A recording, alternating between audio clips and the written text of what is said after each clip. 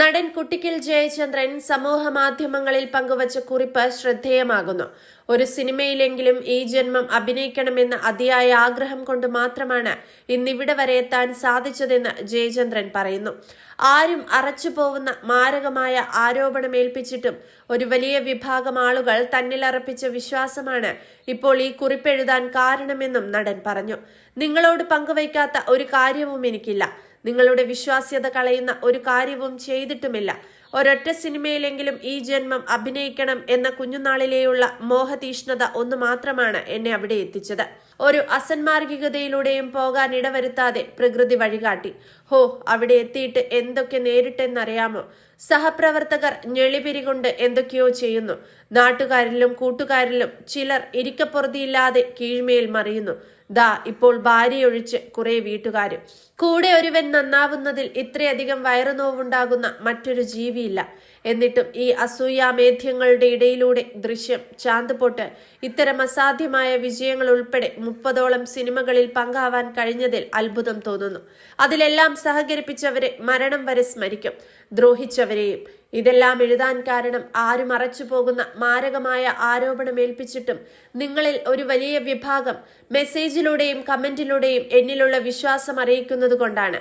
മരണം വരെ നിങ്ങളുടെ മുന്നിൽ ഒരു ചെറിയ കലാകാരനായി നിൽക്കാൻ കൊതിയാണ്. ഇനി ഞാൻ ഏത് ഷേപ്പിൽ വരുമെന്നറിയത്തില്ല. ഏത് ഷേപ്പിൽ വന്നാലും നിങ്ങൾ ഉണ്ടാവണം. ഉണ്ടാവില്ലേടേ? കുട്ടിക്കൽ ജയചന്ദ്രൻ ഫേസ്ബുക്കിൽ കുറിച്ചത് ഇങ്ങനെയാണ്. 4 വയസ്സുകാരിയെ പീഡിപ്പിച്ചെന്ന പരാതിയിൽ നടനെതിരെ പോക്സോ കേസ് എടുത്തിരുന്നു. സഹപ്രവർത്തകരും നാട്ടുകാരും കൂട്ടുകാരിൽ ചിലരും അടക്കം തനിക്കെതിരായെന്ന് ഫേസ്ബുക്കിൽ പങ്കുവച്ച കുറിപ്പിൽ നടൻ പറയുന്നു.